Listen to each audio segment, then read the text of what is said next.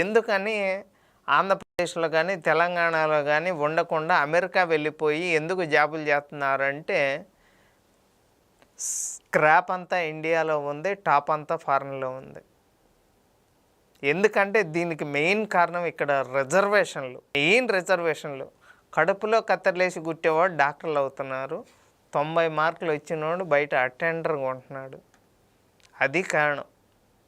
ఇప్పుడు రీసెంట్గా ఉచిత బస్సు ప్రయాణం మహిళలకి ఇస్తాను అని చెప్పారు కదా బాబు గారు. అక్కడ మహిళలే మాకొద్దు ఉచిత బస్సు ప్రయాణం. ఎందుకు అంటే తెలంగాణలో మేము చూసాం ఈ గొడవలు ఇవన్నీ. మాకొద్దు ఉచిత పథకాలు ఎవరికి కావాలండి? ఇప్పుడు అమరావతిలో కట్టడాలు కడుతున్నారు, మీకు తెలుసా తెలీదా? ఎవరు కడుతున్నారు తెలుసా? బీహార్ వాళ్ళు, గుజరాత్ వాళ్ళు, రాజస్థాన్ వాళ్ళు. వీళ్ళు వ్యాపారాలు చేసుకుంటుంటే ఏపీ తెలంగాణ వాళ్ళు మాకు రేషన్ బియ్యం వేయండి, మాకు ఉచిత సిలిండర్లు ఇవ్వండి, మాకు ఉచిత బస్సులు ఇవ్వండి ఇవి అడుగుతున్నారు. రైతు బంధు కన్నా ముందు ఏమడుగుతారు అంటే పండించిన పంటకు గిట్టుబాటు ధర అడుగుతారు. అది ఇవ్వలేకపోతున్నాము. ఎందుకంటే సినిమా వాళ్ళకేమో సార్ మేము భారీ బడ్జెట్ పెట్టాము, సినిమా టికెట్ రేట్లు 100 రూపాయల టికెట్ 1000 రూపాయలు చేయండి, 300 టికెట్ 3000 చేయండి అంటున్నారు. 3 రూపాయలకు దొరికే మొక్కజొన్న కండ పాప్కార్న్ 500, 1000, 2000 ఇలా దోచుకుంటున్నారు. రైతు పండించిన పంటకి గిట్టుబాటు ధర ఎందుకు ఇవ్వలేకపోతున్నారు? రైతులకు ఎందుకని గవర్నమెంట్లో న్యాయం చేయలేకపోతున్నాయి? రైతులకు ఎందుకు నీళ్లు గత 5 సంవత్సరాలుగా ఎందుకు పోలవరం ప్రాజెక్టు పెండింగ్లో పెట్టారు? కానీ ఇప్పుడు కూటమి ప్రభుత్వంలో రైతులు ధాన్యం 24 గంటల్లోనే ఇప్పుడు అన్నీ బాగానే వస్తున్నాయి. మీకు 2000 నేనే చెప్తున్నా, ఒక టీడీపీ కరుడుగట్టిన కార్యకర్తగా 2027కి పోలవరం ప్రాజెక్టు పూర్తవుతుంది. అదేవిధంగా 26 జిల్లాల్లో సాగునీరు కానీ తాగునీరు అందుబాటులో వస్తాయి. అలానే విజయవాడలో, వైజాగ్లో కూడా మెట్రో 100% కేంద్రం నుంచి నిధులు తెచ్చి మరి పూర్తి చేస్తాం అంటున్నారు. అలాగే ఎందుకంటే మాకు గుంటూరులో మెట్రో ఉండదు, ఎందుకంటే గుంటూరు రోడ్లు చాలా చిన్నవి. అందుకే మా గుంటూరుకి రాలేదనే బాధ నాకు లేదులే. కానీ ఎందుకంటే గుంటూరు రోడ్ల గురించి కానీ విజయవాడ విస్తరణ జరుగుతుంది ప్రతి ఒక్కళ్ళు. ఎందుకంటే ఈరోజు ప్రపంచ దేశాలు ఎలా డెవలప్ అవుతున్నాయి, ఎలా ముందుకెళ్తున్నారు. ఇంకోటి ఉంది, ఈరోజు వెనకబట్టడానికి కూడా 2019 నుంచి 24 దాకా మత మార్పిళ్ళు ఎక్కువ జరిగినాయి. మీకు అర్థం కావట్లా, హిందువుల్ని ఎవరు వ్యతిరేకిస్తారు అంటే మత మార్పిళ్ళు చేసుకున్న హిందువులే. అసలు చర్చిలో పాస్టర్లు ఆడే నాటకాలు చూడండి, 10వ భాగం అంట. మీకు ఒక 10,000 శాలరీ వస్తుంది అనుకోండి మంత్లీ, అక్కడ ఒక నెలకు ఒక 1000-2000 ఒక 10% పాస్టర్కి ఇవ్వాలంట, కట్టాలి, ట్యాక్స్ కట్టాలి. నువ్వు వేరే చర్చికి వెళ్ళకూడదు, ఎవ్రీ సండే ఇదే చర్చికి రావాలా, ప్రతి నెల 10% పాస్టర్ కట్టాలి. కానీ ఆ పాస్టర్ పక్కన ఉన్న పాస్టర్ దగ్గరికి వెళ్తాడు, వాళ్ళిద్దరు మాట్లాడుకుంటారు. ఈ పాస్టర్లకి గవర్నమెంట్ ఎందుకు డబ్బులు ఇవ్వాలి? పాస్టర్లకి డబ్బులు ఎక్కడి నుంచి ఫస్ట్ తారీఖు ఇస్తారు? హిందువుల దేవాలయాల నుంచి డబ్బులు తీసుకునే అధికారం గవర్నమెంట్కి ఎందుకు ఉంది? చర్చిలో కానీ మసీదులో కానీ డబ్బులు తీసుకునే అధికారం గవర్నమెంట్కి ఎందుకు లేదు? నాకు చాలా డౌట్స్ ఉన్నాయి. హిందూ దేవాలయాల మీద దాడులు జరిగినాయి, ఆంజనేయ స్వామి చెయ్యి ఇరిగిపోయినా తప్పు లేదు, విజయనగరంలో పంతులు ఇలా చేతిలో తలకాయ పట్టుకుని వస్తుంటే చూస్తుంటేనే రథాలు తగలబెట్టారు, కందిరీగలు తగలబెట్టినాయి అన్నారు, కుక్కలు ఫైల్స్ తీసుకెళ్ళినాయి అని చెప్పారు. ఇన్ని దారుణాలు చూసాం 2019 నుంచి. అసలు కిరణ్ ఈరోజు తన జీవితాన్ని నాశనం చేసుకొని ఈరోజు ఇట్లా మాట్లాడుతున్నాడు అంటే మా రాష్ట్రం ఇంకొకసారి జగన్మోహన్ రెడ్డి అధికారంలోకి వస్తే ఇండియా మ్యాప్ నుంచి తీసేయండి అని చెప్పా. 2024 జూన్ 4వ తారీఖున రిజల్ట్స్ వచ్చే రోజు నైట్ నిద్రపోలే. అంటే మీరు నిద్రపోలేదంటే జగన్ మళ్ళీ అధికారంలో వస్తారని మీరు ఊహించారా? మాత్రం రాష్ట్రం కనపడదు. అప్పటిదాకా మా మీద దగ్గినా తుమ్మినా కేసులు పెట్టారు. అసలు 2023 నుంచి కేసులు ప్రతి ఒక్కటి ఎందుకు కేసులు పెడుతున్నారో తెలియదు. నేను ఆ రోజు ఎందుకంటే 2023 ఏప్రిల్ 28వ తారీఖు రజనీకాంత్ గారు విజయవాడ వచ్చారు. ఏది ఎన్టీఆర్ గారి ప్రోగ్రాం అప్పుడు వస్తే నేను ఆ రోజు వెళ్ళా. వారాహి ఛానల్ దాంట్లో మాట్లాడా. నాకేం తెలుసండి, ఈయనేమో వైజాగ్లో 2024 ఎలక్షన్లో గెలిస్తే నేను వైజాగ్లో కాపురం పెడతాను, వైజాగ్లో ప్రమాణ స్వీకారం చేస్తా అంటున్నాడు. ఎవరితో కాపురం చేస్తాను నాకు తెలియదు అన్న. అది హైలైట్ అయిపోయి 3 లక్షల పైన వ్యూస్ వచ్చేసి నాకు ముందు రోజే డైరెక్ట్ కాల్స్ వచ్చినాయి. కిరణ్ నిన్ను అరెస్ట్ చేసే టైం దగ్గర పడింది, కొద్దిగా జాగ్రత్త అన్నారు. ఈలోపు నాకు మా ఐటీడీపీ చింతకాయల విజయ్ గారు ఫోన్ చేసి వద్దులే కానీ ఇక్కడ వద్దులే కానీ హైదరాబాద్ అన్నారు. వచ్చా.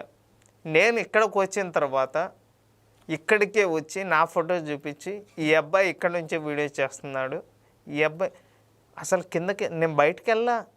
ఇదే బిల్డింగ్లో ఉండి దాదాపు బయటకు వెళ్ళొద్దు, పోలీసులు ఉన్నారు. ఆ చివర ఒక కారు, ఈ చివర ఒక కారు, నా ఫోటో పెట్టుకొని రెడీగా ఉన్నారు. అసలు RRR గారిని హైదరాబాద్ నుంచి తీసుకెళ్ళి దిక్కు లేదే. ఇంకా నా పరిస్థితి కావాలని కిరణ్ ఎవరిని పట్టించుకుంటారు. ఏం లేదు. మళ్ళీ సొంత ఎంపీ ఆ టైంలో వైఎస్ఆర్సీపీ ఎంపీనే తీసుకెళ్ళి గుంటూరులో అసలు తన గుండెల మీద అసలు వచ్చేటప్పుడేమో మామూలుగా నడుచుకుంటూ వచ్చారు. అసలు వెళ్ళేటప్పుడు ఏ రకంగా కొట్టారు, ఒక రకం చంపేమని చెప్పాడు. కానీ అంత క్రూరంగా ప్రవర్తించడం ఏంటి సార్? ఒక మనిషి అన్నాక బాబాయిని చంపితేనే దిక్కు దివాణా లేదే. అదే కేసులో ఉన్న వాళ్ళు ఒక్కొక్కరిని చంపుకుంటా వస్తుంటే కుక్కను చంపారు ఫస్ట్. అది చనిపోకముందు ఒక 15 రోజుల ముందే కుక్కను చంపేశారంట. ఎప్పుడు 2019 మార్చి 15. కానీ ఆ కేసు ఇప్పటికీ పెండింగ్. 6 ఏళ్ళు దాటింది. చంపింది ఎక్కడో తెలుసా? ఆంధ్రప్రదేశ్లో. కేసు ఎక్కడ నమోదైంది తెలుసా? తెలంగాణలో. కానీ రీసెంట్గా వాళ్ళ అమ్మ మీద వాళ్ళ చెల్లి మీద కేసు పెట్టాడు ఆస్తుల కోసం. వైవి సుబ్బారెడ్డి వాళ్ళ అమ్మగారు చనిపోతే రీసెంట్గా బాపట్ల జిల్లా మేదరమెట్ల దగ్గర హెలికాప్టర్ వేసుకొని వెళ్ళి ఇద్దరు తల్లి కొడుకులు ఇద్దరు కలిసి మాట్లాడుకుంటున్నారు. మాట్లాడుకోరా? 2024 ఎలక్షన్లకు ముందల ఆమె అమెరికా ఎందుకు వెళ్ళింది చెప్పండి? ఏం కాదు, ఎలక్షన్ టైంలో ఈయన దగ్గరికి వెళ్తే చంపేస్తాడు. ఖచ్చితంగా రాసి పెట్టుకోండి. 2029 ఎలక్షన్లకి ఒక నెల ముందల మనిద్దరం మళ్ళీ కలుద్దాం. అమెరికాలో ఉంటుంది. నా కొడుక్కి దయచేసి ఓటేయకండి అని చెప్పి 24లో చెప్పింది. ఈ మాట వాస్తవమే. తెలుసా తెలీదా మీకు? ఇదే మాట మళ్ళీ 29లో చెప్పింది. మళ్ళీ ఇద్దరు బాగానే కలుపుతారు. అసలు మరి అది అంతా కూడా గోత్రం లేని రెడ్లు అక్కడ కరుడు కట్టిన నాకు తెలిసిన వాళ్ళే, పులివెందుల వాళ్ళే నా గురించి ఎట్లా మాట్లాడుకుంటున్నారు అంటే, మా వీడియోస్ ఏ సెల్ ఫోన్ చూసినా కానీ గిర్రా గిర్రా తిరిగినాయి. అప్పుడు గిర్రా గిర్రా తిరుగుతుంది ఫ్యాను అనే విధంగా నేను సీమరాజ వీడియో చేస్తుంటే ఒక అతను డ్రైవరు పులివెందుల్లో ఈ ఇద్దరు వ్యక్తులు, ఈ కామన్ మ్యాన్ కిరణ్ని సీమరాజ అని నాకు కనపడితే చంపేస్తా అన్నాడు. పులివెందుల్లో కాదు, నెల్లూరులో కాదు, ఆంధ్రప్రదేశ్లో ఏ ఒక్క ఊరోళ్ళు అయినా ఈ ఇద్దరు కనపడితే మేము చంపేస్తాము. ఎందుకంటే ఆ రకంగా చేసాం వీడియోస్. మేము సచ్చినా పర్లేదు, రాష్ట్రం బాగుండాలి, మాకు రాష్ట్రం రాజధాని అమరావతి ఉండాలి అని చెప్పి మేము ఎంతో కష్టపడి అసలు ఎలక్షన్ టైంలో అయితే హైదరాబాద్లో ఉన్న గుళ్ళు మొత్తం తిరిగా. జగన్ వస్తే మా పరిస్థితి ఏం స్వామి అని. దాదాపు చిలుకూరు బాలాజీ టెంపుల్ దాదాపు అక్కడ ఎన్ని రౌండ్లో దాదాపు ప్రదక్షిణలో 110 ఎన్నో. అసలు రాజధాని కోసం నేను పడ్డ కష్టం చదువులో లేదు. అమ్మాయి వెనక తిరగలా. రాష్ట్ర రాజధాని కోసం గుంటూరు నుంచి తుళ్ళూరు దాకా సైకిల్ దొక్కడం కావచ్చు, పాదయాత్రలో వెళ్ళటం కావచ్చు, రోజు కేసులు పెట్టించుకోవటం, స్టేషన్ పోవటం, సాయంత్రం మళ్ళీ బయటకు రావటం, రోజు ఇదే పని. కేసులు పెట్టించుకోవటం ఇదే పని. అలాగా మా రాష్ట్రం కోసం మేమైతే చాలా కష్టపడ్డాము, కష్టపడుతూనే ఉన్నాం. మీ కష్టాన్ని తగ్గట్టు ప్రజలు కూడా గుర్తించారు సార్. గుర్తించే ఈరోజు కూటమి ప్రభుత్వానికి అధికారం ఇచ్చారు. కానీ ఇంకేందంటే ఇప్పుడు తెలంగాణ కష్టాల్లో ఉంది. ఇప్పుడు ఏంటంటే కాంగ్రెస్ మీద పూర్తి వ్యతిరేకత ఉంది. అలాగని చెప్పి కేసీఆర్ చేతిలో పెడితే 10 ఏళ్ళు నాశనం ఇక్కడ మీకు మద్యం ధరలు తగ్గినాయి తెలుసా తెలంగాణలో? ఎందుకు తగ్గినాయి? బ్రాండ్లు ఒరిజినల్ మంచి బ్రాండ్లే వచ్చినాయి, కానీ బీర్ రేట్లు పెరిగినాయి, మద్యం రేట్లు బాగా తగ్గినాయి. ఎందుకు తగ్గినాయి తెలుసా? మంచి బ్రాండ్లు ఆంధ్రప్రదేశ్ వచ్చినాయి. మీకు ఇక్కడ రియల్ ఎస్టేట్ పడిపోవటానికి కారణం ఏంటంటే హైడ్రా తీసుకొచ్చారు. ఎందుకంటే గత 10 సంవత్సరాలుగా ఇక్కడ భూ కబ్జాలు చేసి చెరువుల కబ్జా చేసి అక్కినే నాగార్జున కన్వెన్షన్ కూల్చేయటం జరిగింది చూసారా? అది కూడా అక్రమ కట్టడమే. అలాగ కట్టిన తర్వాత రియల్ ఎస్టేట్ పడిపోయింది. కానీ ఏపీలో రియల్ ఎస్టేట్ ఎట్టుందనుకున్నారు? భయంకరంగా ఉంది. ఈరోజు మీరు తెలిసే గుంటూరు, విజయవాడ ఒకసారి వెళ్ళండి, రియల్ ఎస్టేట్ ఎట్లా ఉందో చూడండి, ప్రాజెక్టు పనులు ఎట్లా జరుగుతున్నాయో చూడండి, కంపెనీలు వచ్చినాయో రాదో చూడండి. మీకు వైజాగ్ ఎట్లా తయారవుతుందంటే బాంబేని తలదన్నే విధంగా తయారవుతుంది. నారా లోకేష్ గారు కూడా ఐటీ సెల్ మొత్తం వైజాగ్లో ఉండేలా. అసలు వైజాగ్ సిటీని నేను ఒకే ఒక్క రోజు వెళ్ళా. అద్భుతమైన నగరం.